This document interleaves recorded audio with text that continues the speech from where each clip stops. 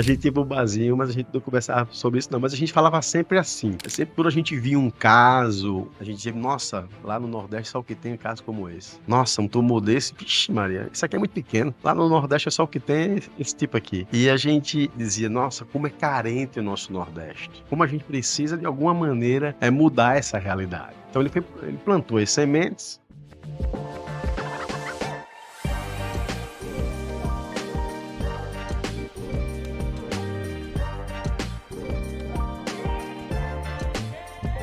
Fala, meus queridos, sejam todos bem-vindos, pessoal. Podcast especial de hoje, com nada mais nada menos do que o nosso ex-chefe, né, ex-coordenador da residência de cirurgia bucomaxilo do UFRN, professor Dr. Adriano Germano. Professor, seja muito bem-vindo. Tá? Obrigado por ter aceito esse convite aqui especial de estar aqui com a gente hoje.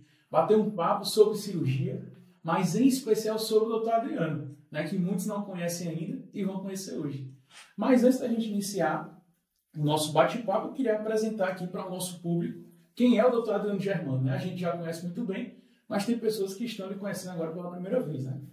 Então, o Dr. Adriano Germano, cirurgião dentista pela UFRN em 96, pós-graduação, né? Mestrado e doutorado na Unicamp de Piracicaba, professor titular de cirurgia bucomaxilo da UFRN, pós-doutorado no Hospital 12 de Outubro em Madrid, chefe do Serviço de Cirurgia Bucomaxilo da UFRN, tanto do Departamento de Odontologia quanto do Hospital Universitário Adolfo Lopes, e também chefe do Serviço de Cirurgia Bucomaxilo do Hospital Infantil Varela Santiago, esposo de doutora Samira, né, e pai de duas meninas lindas, viu, professor? Parabéns aí. E seja muito bem-vindo. Quem está hoje aqui comigo, doutor Bruno Souza, meu sócio aqui do Revisa Buco. Bruno, seja bem-vindo. Fala, pessoal. Primeira vez aqui no RevisaCast. Vamos fazer esse episódio aí muito bacana com o doutor Adriano Germano.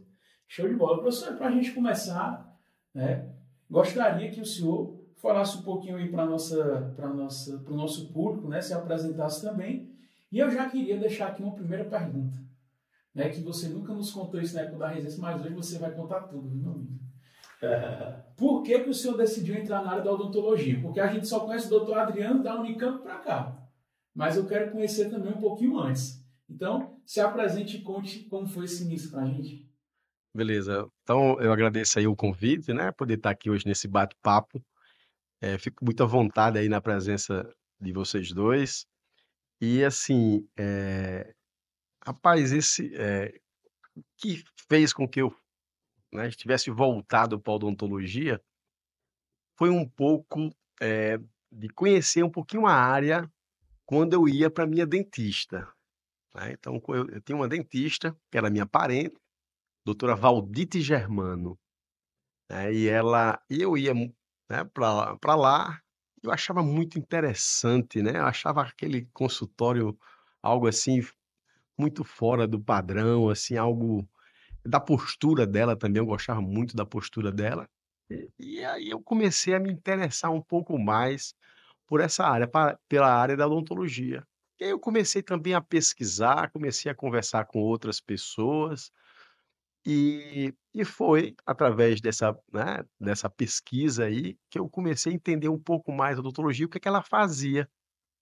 E aí eu percebi que ela não fazia apenas tratar de dente, né, mas também, né, de uma relação muito maior com a face, com as estruturas faciais, seus anexos, da boca, né, e aí foi quando eu disse: "Acho que eu vou fazer odontologia". E na época que eu fiz odontologia, era um dos cursos mais concorridos da UFRN, né, eram 30 vagas apenas, eram 60 vagas no ano, né, e nesse ano que eu fiz, a primeira concorrência foi direito noturno. O segundo curso mais concorrido foi odontologia e o terceiro foi medicina e direito diurno. E nós viemos de um ano que nos antecedeu, e na época teve uma redação, e eu me lembro muito bem, essa redação, ela reprovou muita gente boa. E então, na hora que eu fui concorrer ao curso de odontologia, nós concorremos com um grupo, de pessoas muito bem capacitadas que ficaram reprovadas no ano anterior. E aí eu passei em odontologia, e a gente seguiu aí até hoje, né, trilhando aí os rumos da odontologia, especificamente depois vinculado aí à área da cirurgia bucomaxilofacial. Mas eu, inclusive, no meu memorial, eu estendi essa especificidade aí para a doutora Valdite Germano, que foi uma inspiradora na época que eu era adolescente, né? Estava muito próximo a fazer o vestibular e sempre conversando com ela, com o seu esposo também, também era dentista, e a gente foi desenvolvendo esse caráter aí, mais vinculado à área da odontologia. Engraçado, professor, que muita gente que fez odontologia se espelhou no seu dentista. Ah, desde pequeno ia lá com o dentista e tal, alguns ficavam um pouco de medo, aí perdia esse medo e, consequentemente, tinha vontade de fazer odonto e acabou ingressando por essa área. E aí, já pegando o gancho no porquê o senhor decidiu fazer odontologia, existem dois momentos para o cirurgião bucomaxilofacial que é muito importante, que é o momento em que ele decidiu fazer cirurgia, está no curso de odontologia, está vendo lá endo, prótese, implante, enfim. Mas quando chega na cirurgia, o cara, não, é isso que eu quero. Então, é o momento no qual o estudante decidiu fazer cirurgia e o porquê disso. Então, já estendendo esse motivo pelo qual o senhor tentou fazer odontologia e fez, em que momento do curso o senhor parou e decidiu, não, eu quero fazer cirurgia? Bem, ainda no básico, eu fui monitor de anatomia.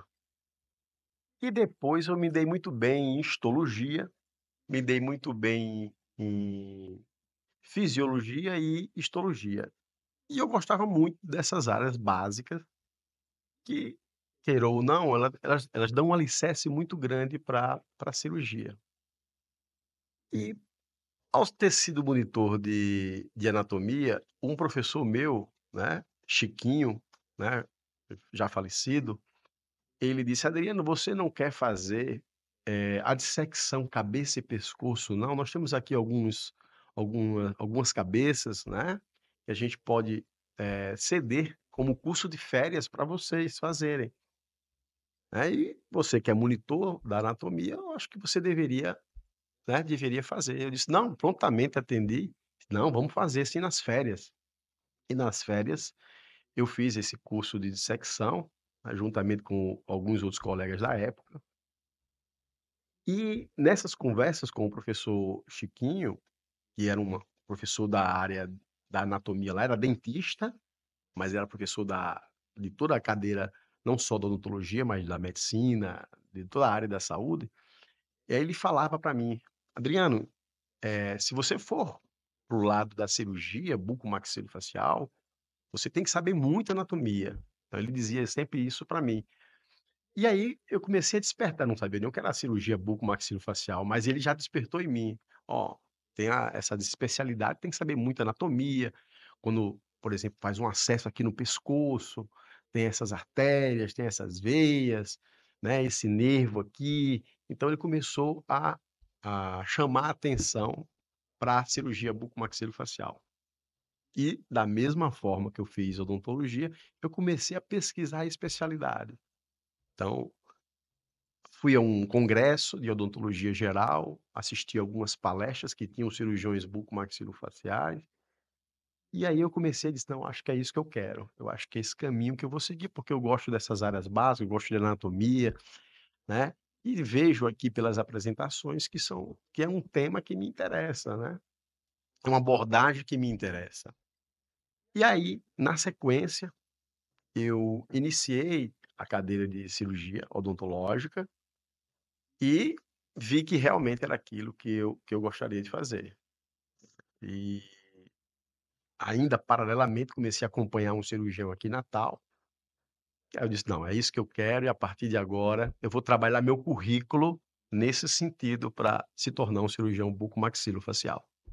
Perfeito, professor. E assim, a gente vê, né, que apesar de ser momentos muito diferentes, né, o senhor provavelmente passou por isso ali em 93, 94, 95, né? Eu e Bruno já passamos isso agora em 2012 para cá.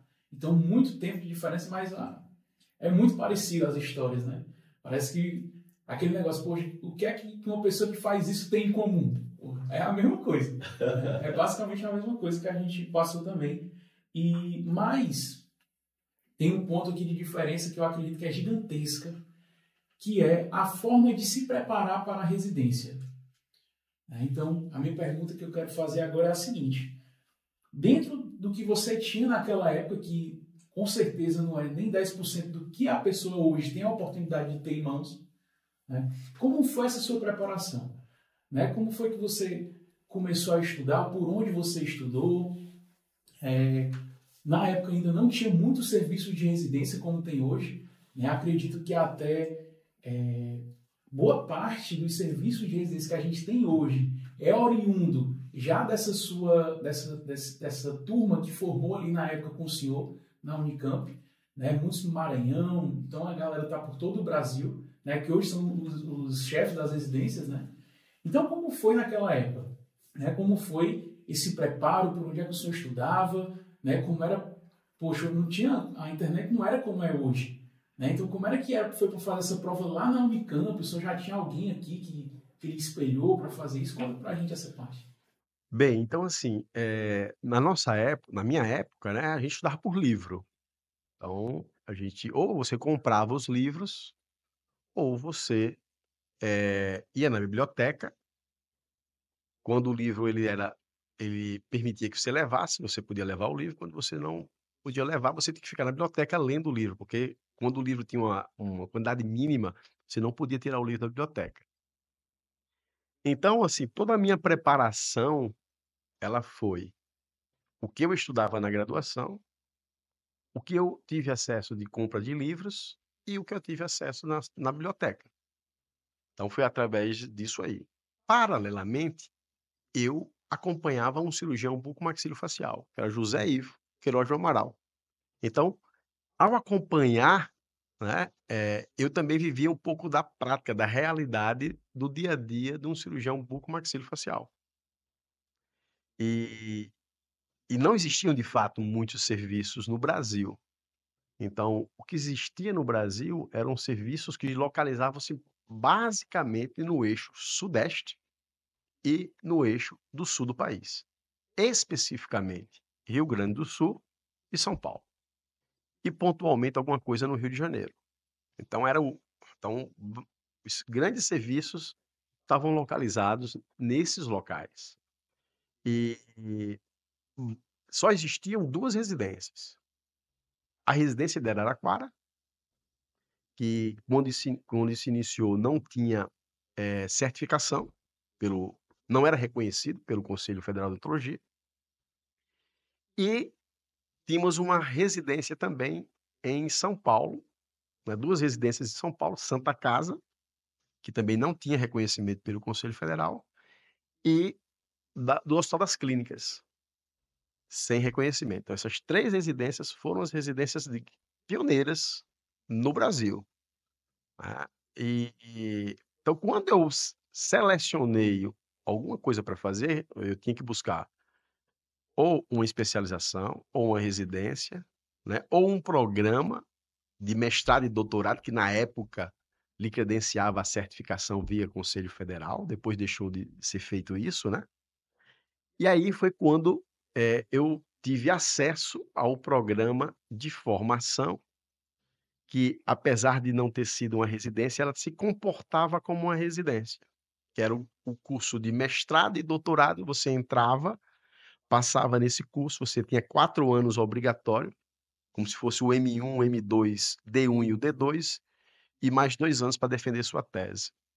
Então foi assim que eu busquei, porque a gente tinha, né, essas informações de um curso que era novo, né, de um chefe de serviço extremamente bem formado e que tinha uma diretriz bastante interessante na proposta de formação. Embora não fosse uma residência, até porque as residências não conferiam certificação pelo conselho, então buscar um curso como esse me garantiria também a certificação pelo conselho, e assim eu trilhei esse caminho. Professor, e só fazendo aqui um adendo importante, né, para a nossa audiência aqui, extremamente qualificada, né? Para quem pretende, né, pessoal, fazer a residência na Unicamp, que foi onde o professor Adriano fez, uma residência extremamente bem qualificada, hoje em dia já está um pouco diferente, né? O professor Adriano até comentou, a época quando ele fez, realmente você entrava no mestrado, doutorado, e era como uma residência.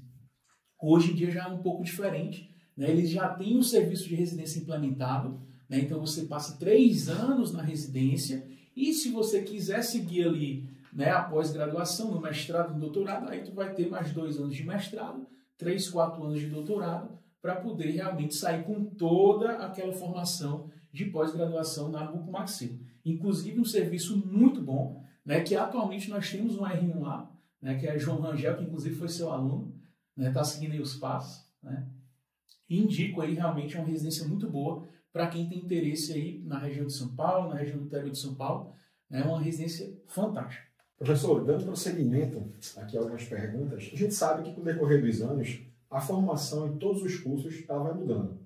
Vai se adaptando ao mercado, aos alunos, e obviamente que a formação hoje do Bucomaxilo deve ser um pouco diferente do que era na época do senhor. Então, nessa época, que era mestrado, doutorado, como que era a formação para conciliar os plantões da época, as cirurgias, o mestrado em si, a dissertação, o doutorado, como é que dava para organizar tudo isso numa rotina aí semanal na época do senhor?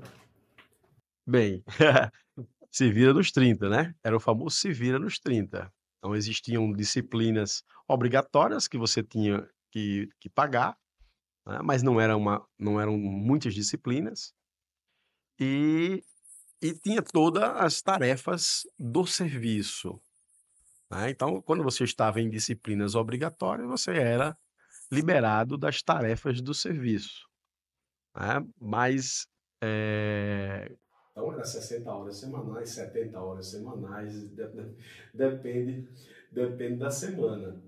Então era perfeitamente viável, né? Inclusive as pesquisas, por exemplo, no meu doutorado, a minha pesquisa foi com cirurgias em animais, né?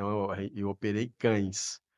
Então eu fazia isso à noite, fazia isso final de semana, quando eu não estava de plantão, né? Então, assim, era perfeitamente viável a gente fazer, né, esses procedimentos adicionais, né, que não estavam diretamente relacionados às atividades do serviço de atendimento dos pacientes. A cada 15 dias apresentava um seminário, eu tinha que apresentar um seminário sobre algum tema específico, né, além das discussões de casos que eram rotineiras,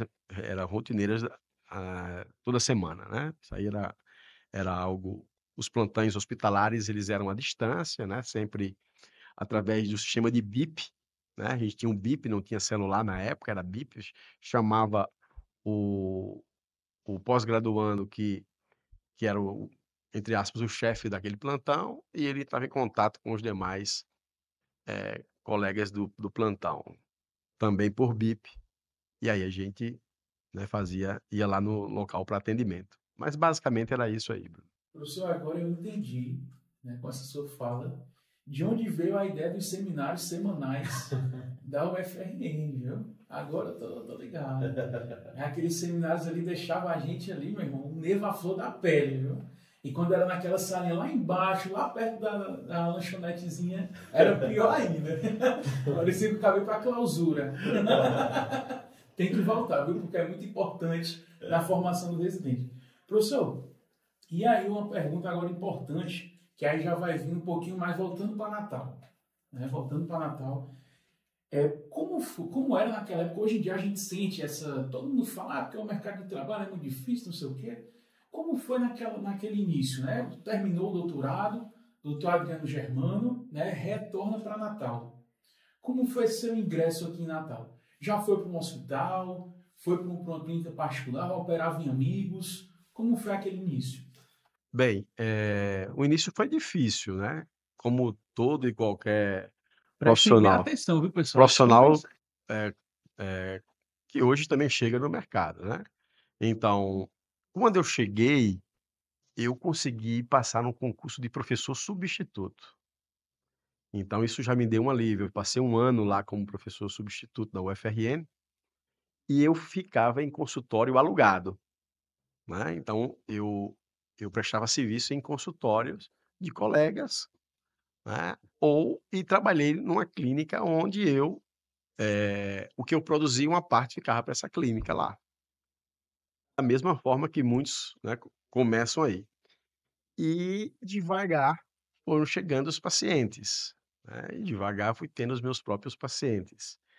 E uma outra coisa que eu fiz era dar plantão à distância. Então tem um hospital aqui em Natal que a gente fazia sobreaviso, eu fiz sobreaviso 1 ano, nunca recebi R$ 1 desse hospital. Até que eu disse: "Não, tá bom, acho que eu não vou receber não e vou deixar para lá", né, enfim.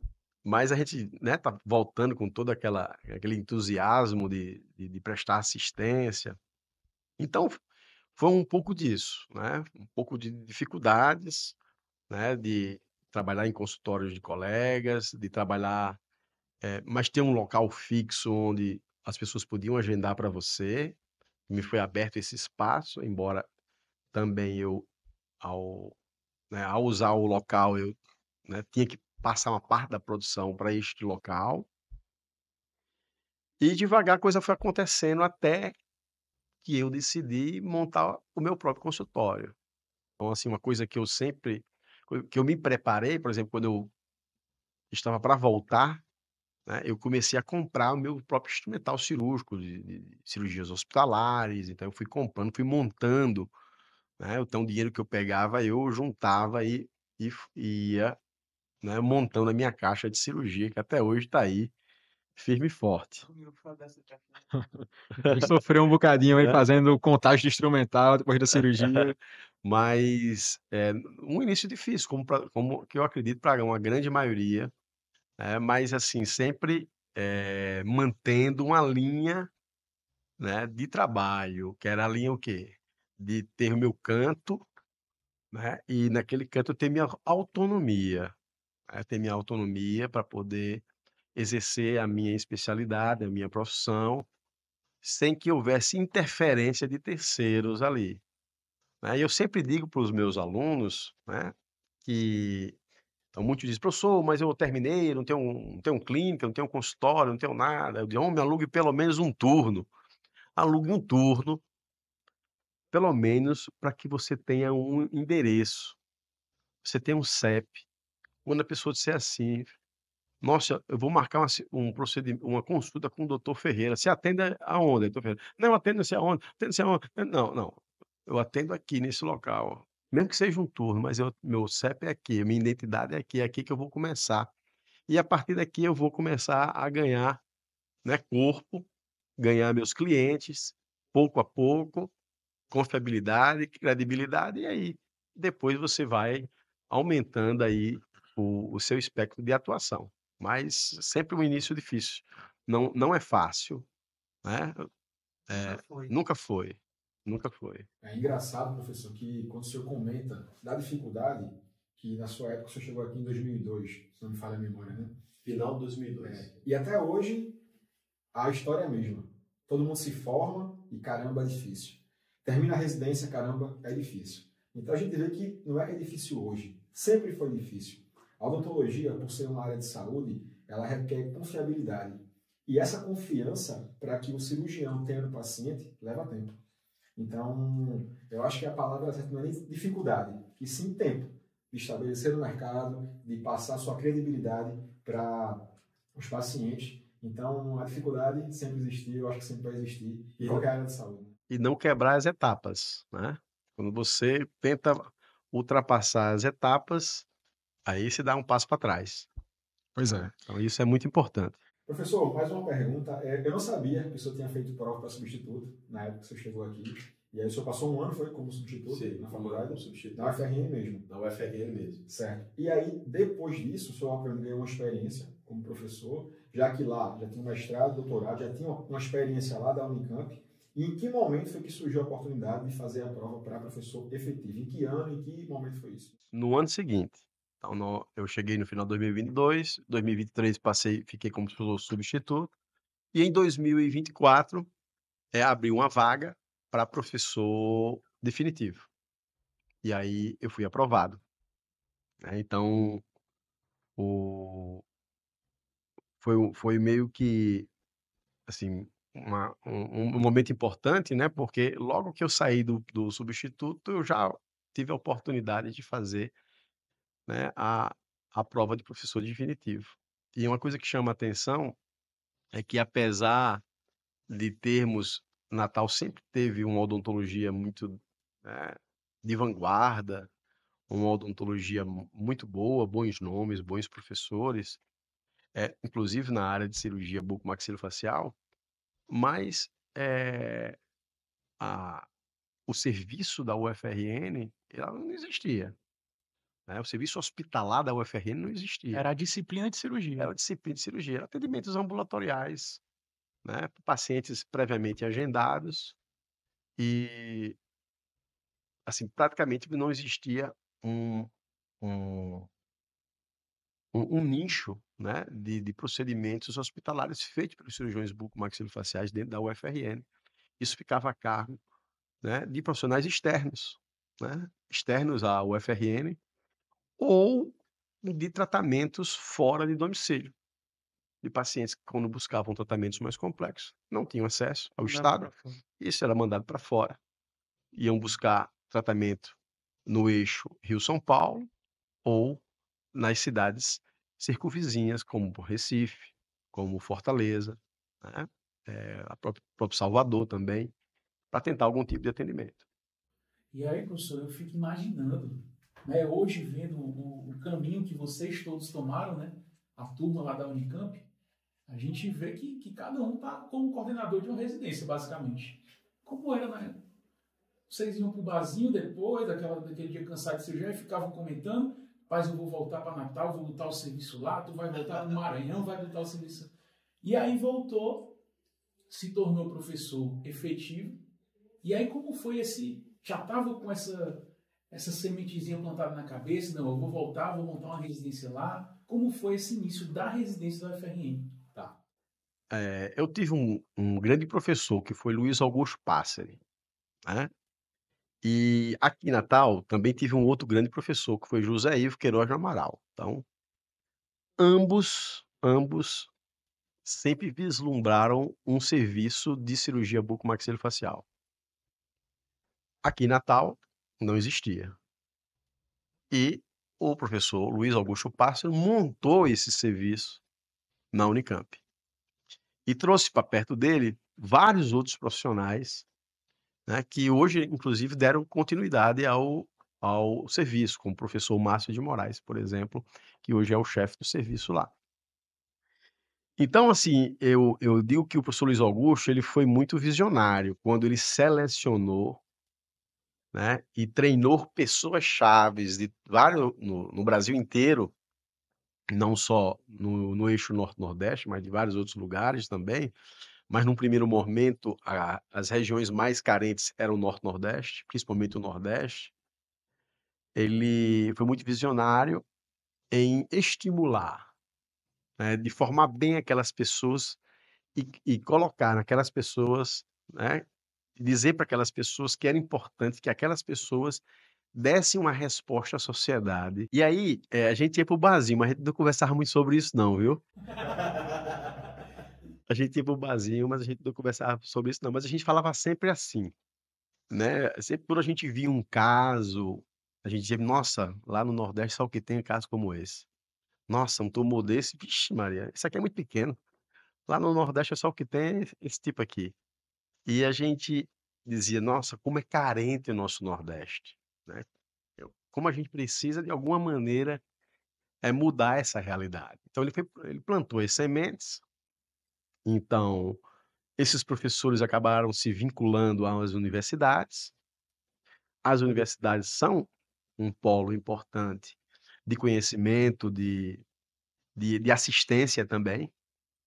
E nós tínhamos aqui em Natal o Hospital Universitário, que era um dos hospitais maiores que nós tínhamos aqui e que não tinha serviço de cirurgia bucomaxilofacial, né. Pra vocês terem ideia, a única cirurgia bucomaxilofacial que tinha sido feita no hospital universitário, eu me lembro muito bem, foram cirurgias de fissurado quando houve um programa de como se fosse um mutirão. Então fosse um mutirão, e esse mutirão ele acabou acontecendo no hospital universitário, mas de antemão, nada de cirurgia bucomaxilofacial. Então o serviço não existia.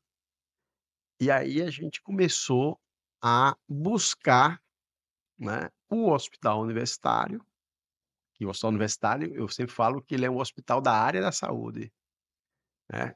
Todas as profissões da área da saúde devem estar lá representadas dentro do hospital.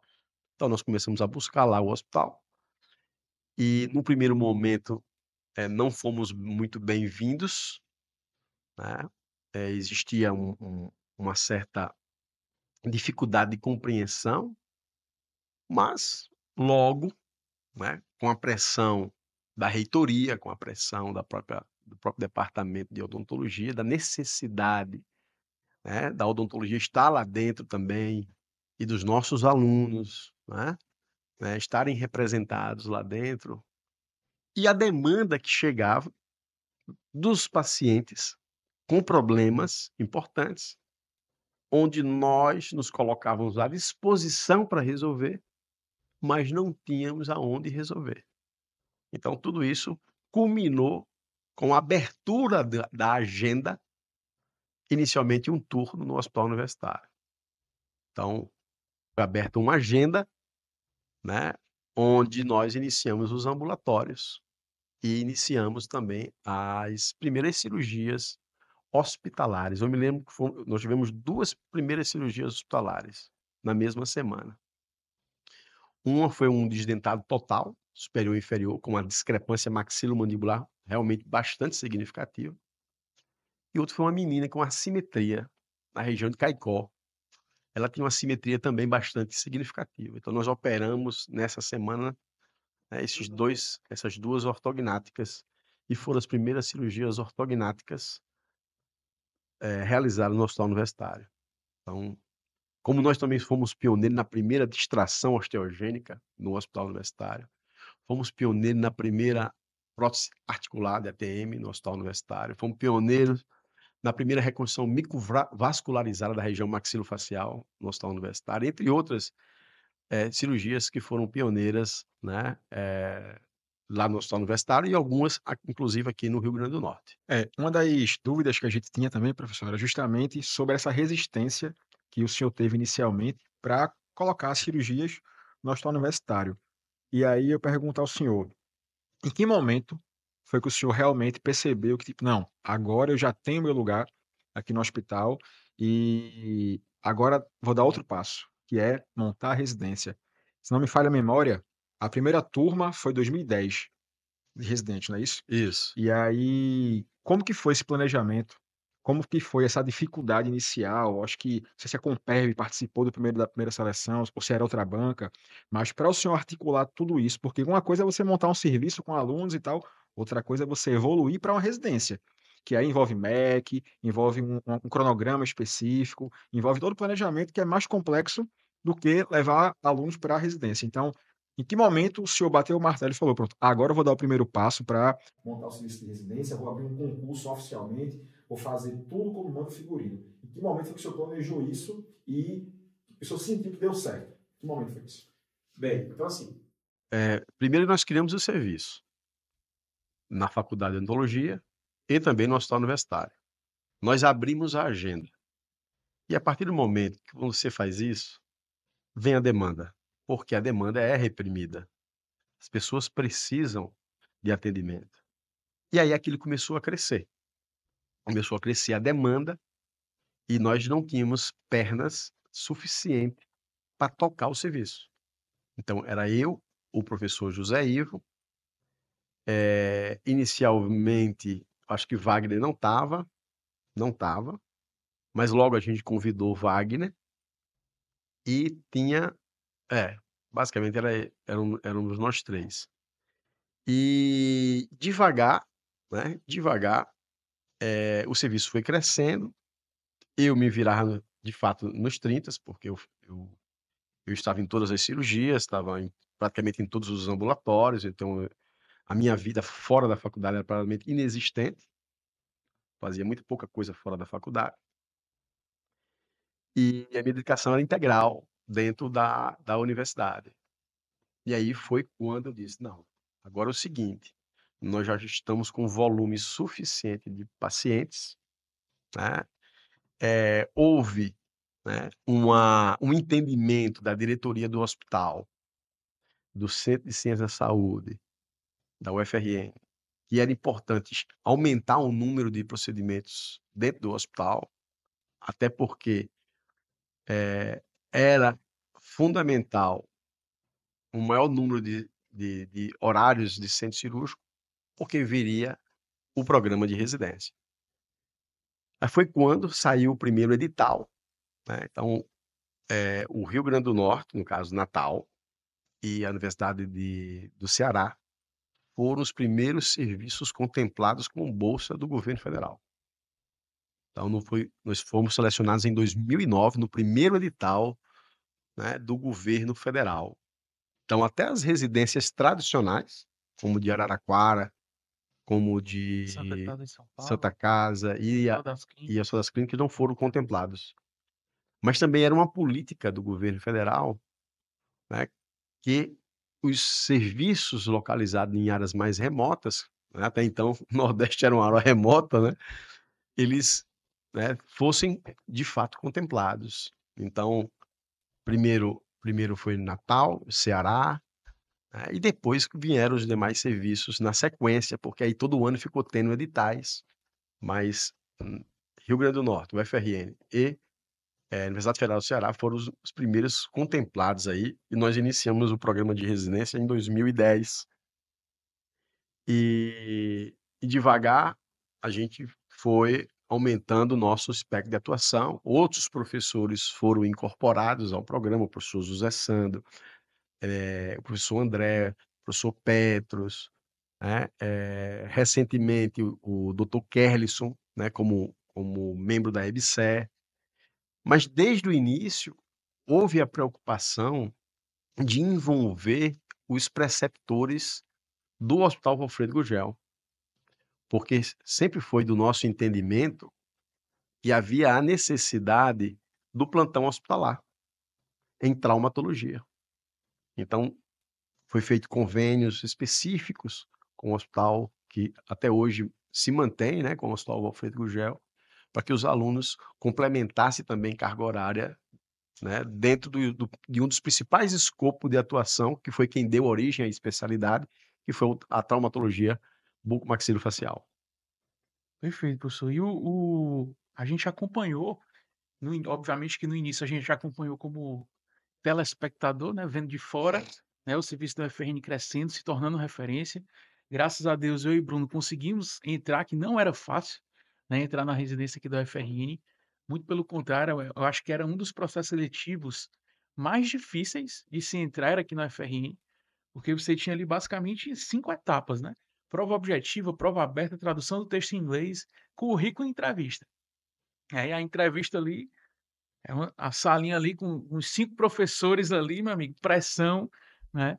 Então, assim, era um processo seletivo muito difícil, né, tanto o processo seletivo era difícil, mas também o serviço, né, tinha muitas atividades que o residente fazia e faz ainda, né, o que tornou a residência da UFRN referência no Brasil inteiro, né. Então todo mundo que me pergunta sabe que uma das residências mais conceituadas atualmente é a UFRN, além de todas as outras bastante tradicionais, outros serviços que depois surgiram e também se tornaram referências, mas sem dúvida a UFRN ela vem, né, nesse crescimento constante, né. E aí eu vou até fugir dessa próxima pergunta e vou entrar num ponto que o senhor comentou a respeito do Hospital Valfredo Gugel, que ali já quase desde o início já vinha como um dos centros, né, que o residente atuava. E a gente está aqui em Natal, especificamente, com a possibilidade de abertura de um novo serviço, né, de bucomaxilo. Eu pergunto, existe um intuito de doutor Adriano como preceptor, como chefe da residência, em talvez fazer um acordo e ter mais um centro de atuação da residência nesse novo hospital? Sim, sim, existe sim. Então, assim, só chamando a atenção, o coordenador atual é o professor Zé Sandro, viu. Sim, sim. Não, claro. Inclusive um abraço aqui para o professor Sandro, em breve estará aqui com a gente. Eu sou o chefe do serviço, né. a qual a residência está vinculada, né, ao serviço. Mas assim, sem sombra de dúvida, né, o programa de residência ele está aí, como fizemos também a parceria com o Hospital Varela Santiago, onde os residentes também rodam no Hospital Varela Santiago, eles é possível eles fazerem procedimentos em pacientes pediátricos, às vezes, bem pequenos mesmo, né, bem pequenos, assistir cirurgias de fissurados, né, fazer reconstruções alveolares importantes, anquilose, entre outros procedimentos, distração. Então, também há essa intenção. Então, vai depender de vários aspectos, né, mas o importante é que a gente consiga melhorar, né, a atuação dos alunos, dos residentes, junto a outros hospitais e que possam, de fato, contribuir com a formação deles e eles também ajudarem que aquele serviço, né, cresça e funcione. Então isso aí é perfeitamente possível. Eh, eu acabei não lhe respondendo, a questão da Compev. Então, assim, as primeiras seleções foram de fato pela Compev, né. Só mais recentemente é que a UFRN praticamente foi obrigada, né, a se vincular ao Enare, em virtude da dificuldade financeira para viabilizar um concurso via Compev, então a gente acabou que teve que aderir ao Enare, porque não sei se você sabe, mas, quando você faz um concurso via Compev, é gerado um orçamento para aquele concurso, e esse concurso às vezes não se pagava. Então as residências elas cresceram muito. Então imagina, o FRN, toda a residência médica, toda a residência, multiprofissional, além dessa área profissional onde nós estamos inseridos, então era muita residência. E aí chegou um momento que ela começou a não se pagar, o orçamento da universidade começou a ser restrito para esse tipo de modalidade, e aí surgiu o Enare, bancado pela EBSER, onde tem orçamento próprio, e, né, acabou que meio que foi Migrou, direcionando, né? Migrou. migrando para aí. E era até um ponto que eu ia entrar agora, justamente essa questão do Enare, né? A gente observa que com essa mudança, aí o senhor já respondeu uma parte da minha pergunta, né? Que basicamente foi no intuito ali de inviabilidade de se manter na Compev, né? E assim, a gente vê que a forma como o Enare é feito hoje, ele deixa um pouco de lado, ele escanteia quem de fato estuda para cirurgia, como estudamos eu, como o senhor estudou na época, né? Porque é uma prova basicamente que cai tudo de odontologia. É como se fosse a prova do ENAD, entendeu? Então, assim, é uma prova que eu, no meu ponto de vista, eu não sei se o senhor concorda, e se não concordar não tem problema nenhum, mas eu vejo que é uma prova que deveria ser mudada, deveria ser repensada, né? Se você tem residências multiprofissionais da odontologia, tudo bem caber uma prova para elas. Se tu tem uma residência uniprofissional extremamente específica, tu tem que ter uma prova para essa residência, né? É, Então, assim, foi algo que aconteceu, né, que naquele momento me deixou muito surpreso, né, eu: "Poxa, o que foi que aconteceu que eles aceitaram essa mudança?", principalmente diante de uma prova dessa tão ampla, tão generalista, né. E e aí eu queria a opinião do senhor sobre isso, e se o senhor sentiu que com essa mudança de uma prova específica para o Enare, mudou algo, assim, na residência, ou não, foi a mesma coisa? vamos lá. Então essa prova ela está passando por ajustes. A cada ano, né, ela tem tido alguns ajustes. E essa reclamação ela foi geral dos programas de residência. Eu digo isso porque a gente tem um grupo de professores, né, vinculado ao Colégio Brasileiro de Cirurgia, que é um grupo chama PAER, Programa de Apoio ao Ensino das Residências, e todos comentam, né, justamente desse detalhe aí que você falou. Então também praticamente todos os coordenadores de residência, todos, né, estão enviando, né, questionamentos, estão enviando sugestões, fazendo críticas construtivas à EBSER, aos elaboradores, para que modificações sejam feitas, tá. Então eu acredito que a cada ano nós vamos ter mudanças, especificamente no caso das uniprofissionais, né, trazendo essa residência, né, um pouco mais de especificidade. Embora vamos ainda manter com algum grau de generalista, mas trazendo para algum grau de especificidade. Então, eu acho que é questão de tempo. Então, a primeira prova foi horrível e eu acho que as outras já começaram a melhorar um pouquinho mais. Mas eu acho que é isso, é uma construção, né? Vai haver uma construção nesse sentido. E quando você muda esse perfil da prova, muda o perfil do aluno. E isso a gente sentiu, alunos que desistiram, né, alunos que colocaram cirurgia depois que entrou, viram: "Não, isso aqui não é cirurgia, não quero cirurgia não gosto de cirurgia, eu prefiro fazer outra coisa", né. E a gente sentiu isso, porque o perfil era diferente. Então o aluno ainda é muito cru, né, acaba não aproveitando muito, demora muito tempo para se encaixar no ritmo, porque como ele não teve zero de vivência, então ele acaba tendo essa dificuldade, tá certo? Então isso também é uma outra observação importante. Eu percebo muito isso que na nossa época, na minha e do Ferreira, a gente desde cedo já estava nos hospitais, acompanhando os cirurgiões, já tinha uma noção de como era a vida do residente. Eu vejo o Enare como uma tentativa também de, eh, mimetizar o Enem, como é atualmente, né, tipo, quando eu fiz vestibular no meu ano, 2009, o Enem foi o primeiro ano como é atualmente. Até então, tinha as bancas de cada cidade e o Enem era um acréscimo na nota. E no meu ano, na metade do ano, mudou tudo e agora o Enem é uma prova só para o Brasil todo, lá você escolhe onde quer ficar.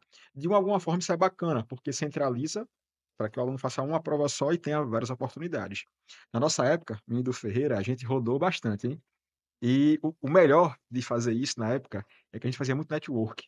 A gente conhecia muita gente, né, então eu conheci o Michael, conheci o Caio, conheci o Ferreira também fazendo prova, e essa era a parte mais bacana de você fazer viagens, pra fazer várias provas. Então eu fui fazer prova em Araraquara, capital de São Paulo, Cuiabá, já estava em Recife, vim para fazer prova em Natal também, e no Maranhão. A gente foi até de carro para o Maranhão inclusive, foi dirigindo até lá para fazer prova lá. Então era muita disposição que a gente tinha para conseguir o objetivo, né.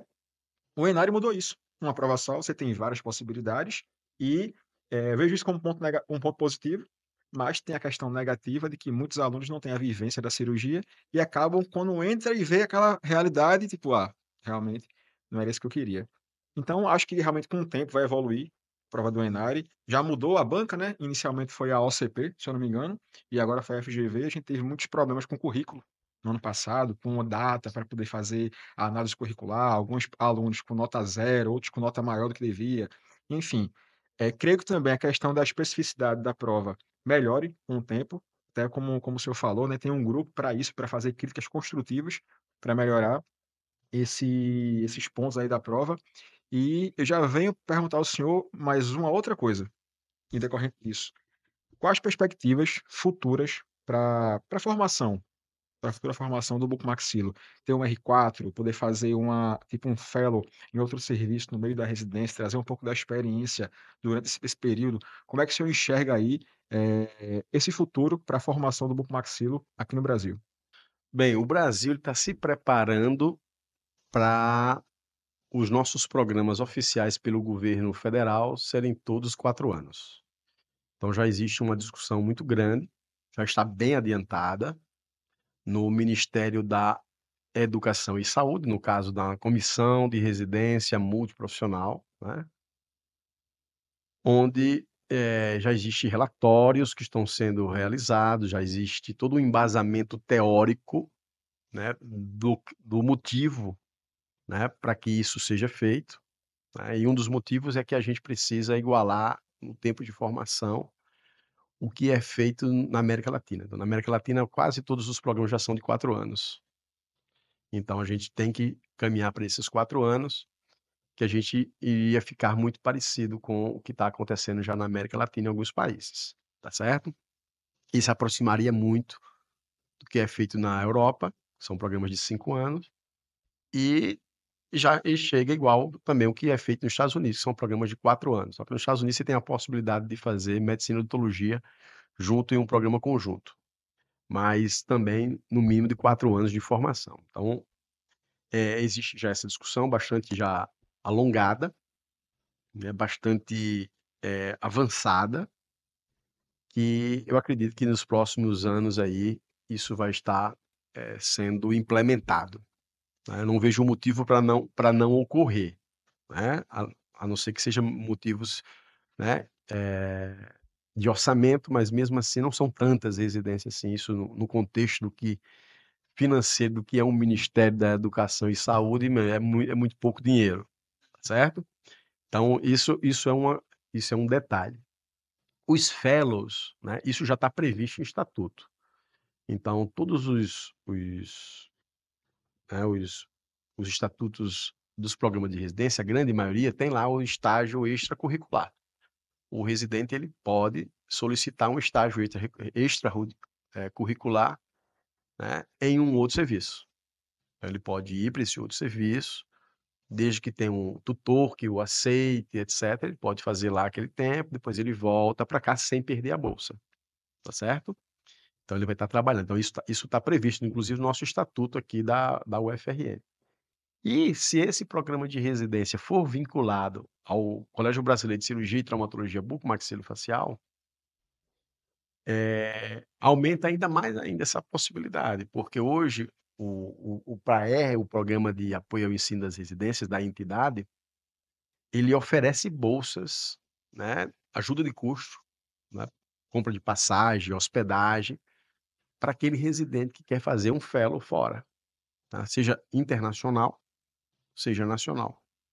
Então ele se candidata a um edital, se ele passar, né, e for aprovado, ele, a própria entidade se encarrega de dizer quais serviços que estão disponíveis no Brasil e fora do Brasil, e também,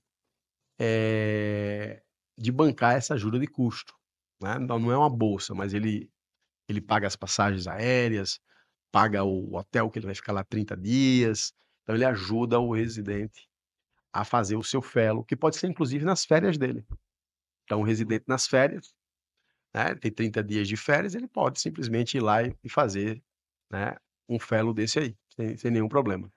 Sem dúvida, esse aí foi uma das mudanças que ocorreram, que foi, eu achei muito boa, é uma possibilidade aí de ter essa inter-relação entre as residências, isso eu achei fantástico, e que a galera que está aqui nos assistindo, que em breve se tornarão residentes, alguns já residentes, devem saber que isso existe, né, até porque quando você chega lá, no teu R3 ou no teu R2, que às vezes é um ano mais tranquilo, tu tem a oportunidade ali de ir para outro serviço e é fantástico. E aí, professor, eu queria voltar um pouquinho nessa questão do quarto ano, né? Diante de uma residência, vamos utilizar o exemplo da UFRN, que é a que a gente tem, né, um conhecimento maior. O que é que o residente teria nesse quarto ano a mais, né? O que mudaria na residência?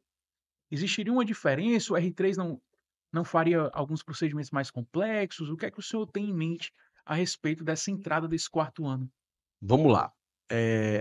Uma coisa que é importante salientar, e isso inclusive acontece na área médica também, é que o residente do primeiro ano, ele perde muito tempo com burocracia. Então, ele deixa de realizar alguns procedimentos e acaba tendo muita burocracia. Ele tendo que resolver muita burocracia, internação, AIH, prescrição, enfim. Então ele acaba deixando de fazer alguns procedimentos.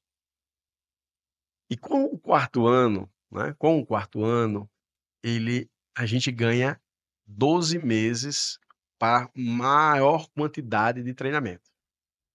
Então você vai ter mais tempo de treinar, o que já fazem hoje, né, mas de uma maneira, digamos assim, mais tranquila, mais tempo de fazer rotações, essas rotações não só os fellows, mas também as rotações internas de formação no serviço de anestesiologia, entre outros, e, né, a própria demanda do escopo da especialidade que vem mudando.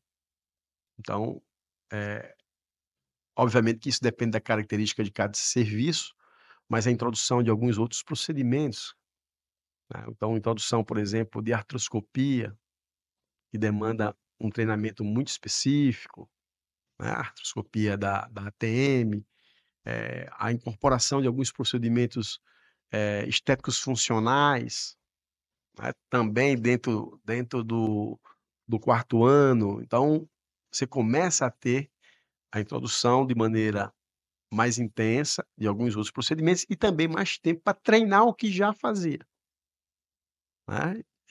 E sem lembrar e vale ressaltar que cada profissional tem o seu time.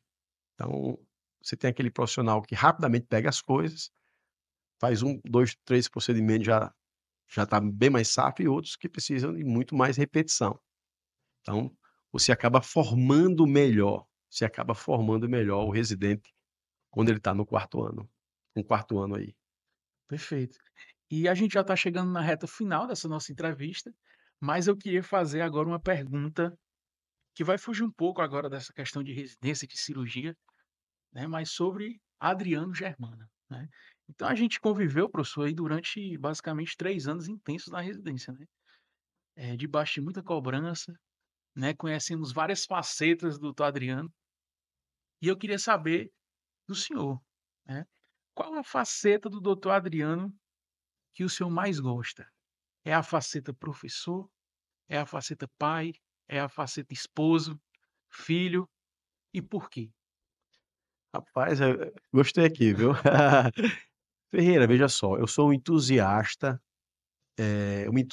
da cirurgia e traumatologia bucomaxilofacial. E a minha vida toda, ela foi norteada nisso. Só que, com o passar do tempo, né, nós vamos nos vinculando a outras atividades, né, a nossa vida social, né, a nossa vida como familiar, com os amigos, com os filhos, né, e por aí vai. Então, assim, eu acho que, e durante o nosso decorrer, durante a nossa trajetória, a gente busca sempre um equilíbrio. Então, o equilíbrio, ele é a peça-chave para que a gente seja uma pessoa feliz. Obviamente que, a depender do estágio da vida que você está, você vai ter aqueles picos. Então, aqui eu vou ser mais profissional, aqui eu vou ser mais família, aqui eu vou ser mais aquilo, né. Então você vai, alternando aí, a depender da sua trajetória de vida. Eu já estou numa trajetória de vida que eu continuo sendo entusiasta, não perdi. Então, como eu falei, eu continuo entusiasta da cirurgia bucomaxilofacial. Só que agora a gente tem que ter muito mais equilíbrio, até para poder se sustentar, continuar sendo entusiasta. O Adriano Esse Adriano aí hoje é um Adriano muito família, né, Adriano que está muito preocupado com a educação dos seus filhos, né, se preparando aí para, né, para um futuro próximo aí da aposentadoria, embora tão cedo eu esteja pensando nisso não, viu. E assim, uma coisa que nos mantém, né, ainda entusiastas são os desafios. A gente tem que estar sempre se desafiando, só que são desafios diferentes, desafios distintos. Então, é planejar. Hoje eu estou planejando isso agora, para o próximo ano estou planejando aquilo. E assim a gente vai se desafiando, né, e mantendo, né, eh, a nossa chama acesa. Quando a pessoa se entrega, aí pronto, aí você, mas não, é sempre se desafiando, é um procedimento novo, é algo novo que você está querendo fazer, é escrever um livro, é fazer alguma coisa de parte administrativa, né, enfim, você vai agregando desafios à sua vida, em sua fase de vida e, obviamente, com entusiasmo, mas agora muito mais, com equilíbrio que você não tinha antes, quando você iniciou, né. Então, eu iniciei com muito, né, muito afinco à especialidade, mas aos poucos a gente vai, né, se tornando mais maduro e a gente vai, direcionando também as nossas energias para outros ramos que são importantes.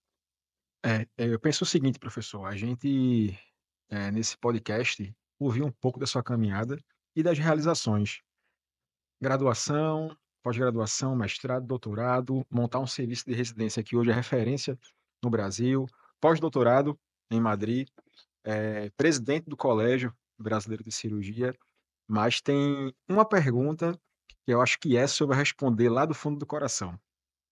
Como é que o senhor se sente sabendo, que já ajudou milhares de pessoas a se recuperarem, a ter um diagnóstico, um tratamento, ter uma vida de qualidade através de toda a história que o senhor construiu na sua vida? Como é a sensação de saber que participou diretamente, da vida, ajudando a vida de várias pessoas que precisavam de tratamento, de auxílio? Como é que o senhor se sente? Eu me sinto feliz, eu me sinto realizado. Porra, pô. Essa pergunta do Bruno aí mexeu, viu, velho? Muito bom, velho. Não, eu costumo dizer que eu fico feliz com vocês, com o sucesso dos meus alunos. Vejo que tudo valeu a pena. É isso aí. E eu ia suceder o Bruno com uma pergunta agora, que eu lembro, rapaz, como se fosse hoje, né? A gente começou o Revisa Book, pessoal, para quem não sabe, né? O Revisa Book ele foi fruto de uma das instigadas do professor Adriano, né? Porque a gente operava implante na residência, mas era ali um operar muito, às vezes, superficial, vamos dizer assim, né? Aí o professor implementou um projeto de prótese. E aí, no projeto de prótese, a professora Samira, né, que é a esposa do professor Adriano, solicitou materiais, né, para a gente comprar. E naquela época, liso, né, professor, vindo de fora, né, as coisas tudo muito cara, Uma bolsa desse tamanho. daquele jeitinho, mas tudo bem. E aí não tinha dinheiro para comprar o material, né? Era surreal. E aí vamos fazer a revisão para a prova da UFRN, porque aí a gente consegue uns recursos, né? Compra o material e resolve o problema da gente. Perfeito. E a gente fez isso, né? Fez a revisão nos dias ali livres que a gente tinha. Com o dinheiro que a gente arrecadou inteiro foi R$ 5.000. A gente comprou inteiro de material, ainda teve que tirar, acho que foi R$ 100 de cada um. E aí no ano seguinte, aí eu cheguei pro professor Adriano, montei uma apresentaçãozinha, lembro que foi lá no Onofre Lopes, perto do auditório, numa salinha lá embaixo. Professor, eu queria lhe apresentar um projeto aqui para o senhor. E aí, lá vem tu, Ferreira, com essas tuas invenção. Vai, diz logo aí o que é. E eu queria, professor, fazer uma pergunta para o senhor. Hoje o Revisa Book ele já está indo para o seu 8º ano de curso, né? A gente já atingiu aí mais de quase 3.000 alunos, né, do Brasil inteiro. Aprovamos mais de 360 alunos em residências de todo o Brasil, né? E eu queria lhe fazer uma pergunta da seguinte forma: naquele dia, não sei se o senhor lembra, mas o que foi que o senhor pensou em deixar a gente cometer essa loucura, né? Até porque naquele momento nós éramos residentes, eu e Bruno ainda era R1, né? E o senhor simplesmente vai, toca o barco aí. Eu lembro que na época eu prometi um motor de implante, né? Para a rede que estava precisando, né? E de fato a gente conseguiu entregar, né? Com muito esforço deu certo. E colhemos os frutos, viu? Operamos 2, 3 anos com esse motorzinho, o bichinho deu bom, viu?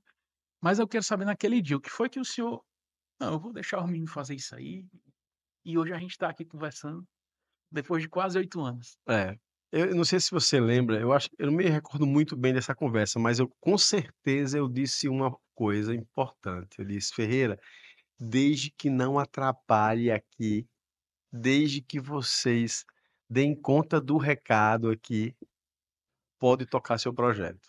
Provavelmente eu disse isso, com certeza. Então eu acho que essas palavras você escutou da minha boca.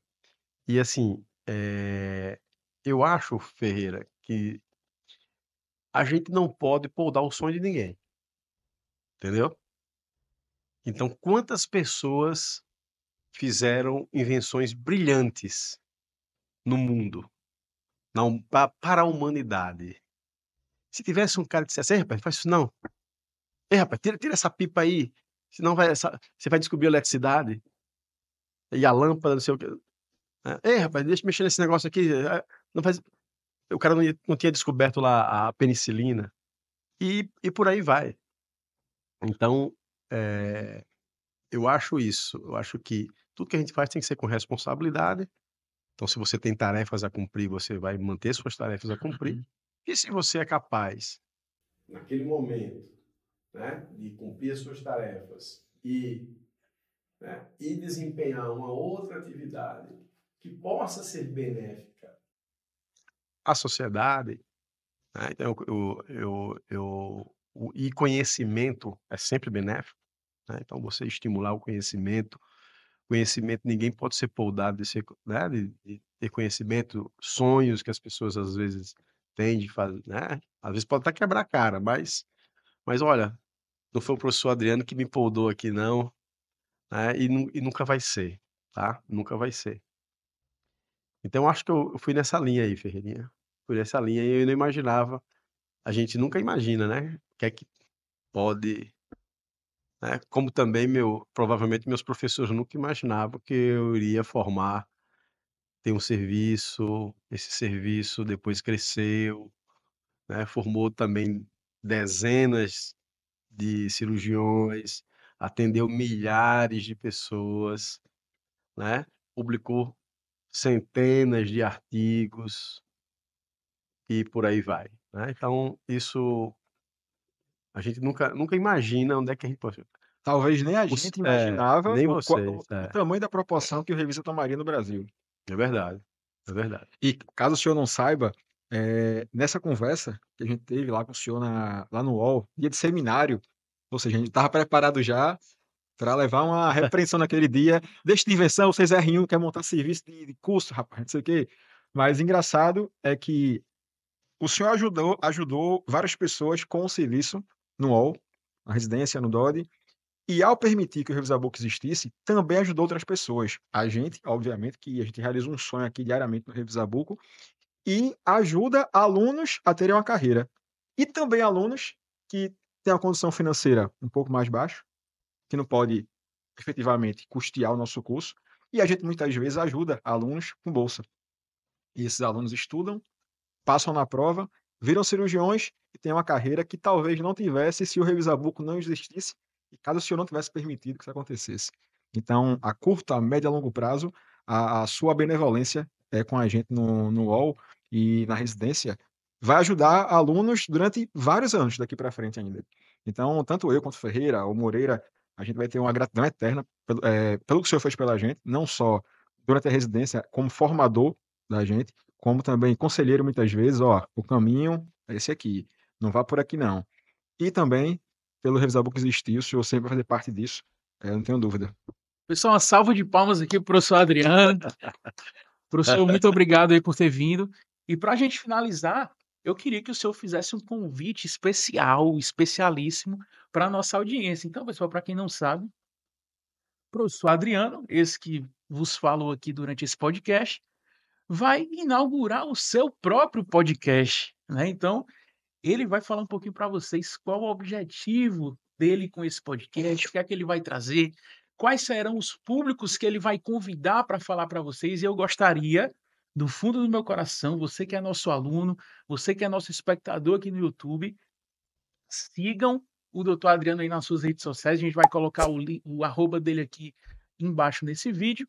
Acompanhe o podcast dele, porque eu não tenho dúvida alguma que serão informações muito relevantes, não só para a tua formação como dentista, como preparação para a residência, mas também quando tu for residente, né? Tu já vai ter noção de muita coisa, do que é que as outras especialidades agregam à bucomaxila. Então, professor, fala um pouquinho para o pessoal, né? Qual o teu objetivo com esse podcast e quais são as conversas afinadas que a gente vai ter nesse podcast? Obrigado aí pela oportunidade. Então, assim, eu convido a todos que realmente sigam lá o nosso canal, né? Vamos iniciar esse projeto, conversa afinada com o professor Adriano Germano. E o objetivo é a gente conversar assuntos de interesse da odontologia, da especialidade, com diversos profissionais da área da saúde.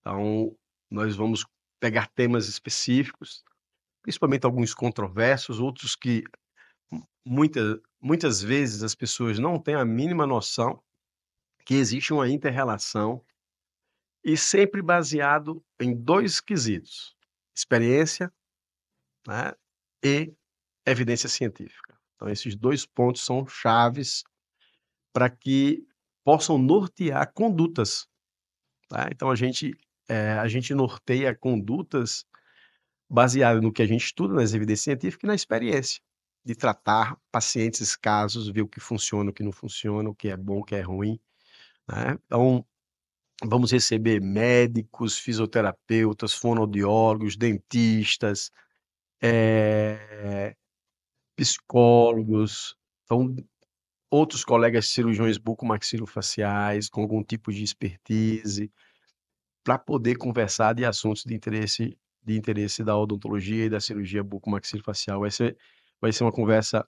bastante interessante e extremamente didática e formal, né, como está sendo aqui nesse podcast. Então acho que vai atingir sim os objetivos e o pessoal vai acabar aproveitando bastante conhecimentos que vão ser colocados, né, à prova, coisas atuais também, que vão agregar na conduta, até mesmo, que podem ser, inclusive objeto de perguntas, né, Com certeza. durante as seleções. Com certeza. Então, pessoal, é isso. Professor Adriano, muito obrigado por ter nos prestigiado aqui com a sua presença nesse podcast. Brunão, obrigado aí por ter vindo. Me senti aqui Bebeto e Romário em 94, viu, meu amigo? Venha mais vezes para a gente participar junto aqui nesse podcast. Não é não, Bebeto, né? É, não é não, Bebeto? Pessoal, então é isso. Para finalizar esse podcast, peço que você curta aqui o nosso canal, compartilhe, ative aqui o sininho para que todos os podcasts você seja informado, você fique por dentro de todo o conteúdo que vai receber aqui da nossa equipe, com o intuito sempre de te preparar muito bem para as provas de Enem. E não esqueçam, tá? Sigam lá o canal do professor Adriano, Dr. Adriano Germano, no podcast Conversa Afinada, que eu não tenho dúvida alguma que será muito importante para o conhecimento de vocês, tanto agora, prévio à residência, quanto também quando vocês forem R1. Beleza, pessoal? Então é isso. Aguardo vocês no nosso próximo podcast.